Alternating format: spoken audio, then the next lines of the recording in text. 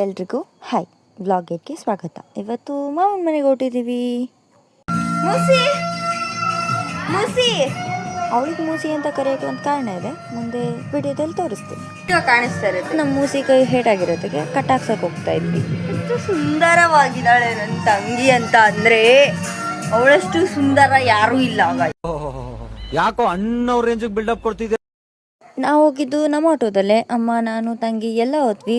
ಹೋಗ್ತಾ ದಾರಿಯಲ್ಲಿ ಡಿಬೋಸ್ ಅವರ ಅಭಿಮಾನಿ ನೋಡಿದ್ವಿ. ಎಲ್ಲೆಲ್ಲಿರಲ್ಲ ಹೇಳಿ, ಎಲ್ಲೆಲ್ಲೂ ನಾವೇ ಅಂತ ಎಲ್ಲ ಕಡೆ ಡಿಬೋಸ್ ಫ್ಯಾನ್ಸೇ ಇದ್ದಾರೆ. ನನ್ನ ಈ ರಿಯಾಕ್ಷನ್ ಏನಕ್ಕಂತ ನಿಮಗೆ ಗೊತ್ತಾಗುತ್ತೆ. ಯಾರು ಕಾಮಿಡಿ ಆಗಿರಲ್ಲ ನಮ್ಮ ಮನೇಲಿ. ನಮ್ಮಮ್ಮ ನಿಂತಲ್ಲೇ ನನ್ನ ಎತ್ತೋ ಅಂತ ಹರಸಾಹಸ ಮಾಡಕ್ಕೆ ಕೊಟ್ಟಿದ್ರು.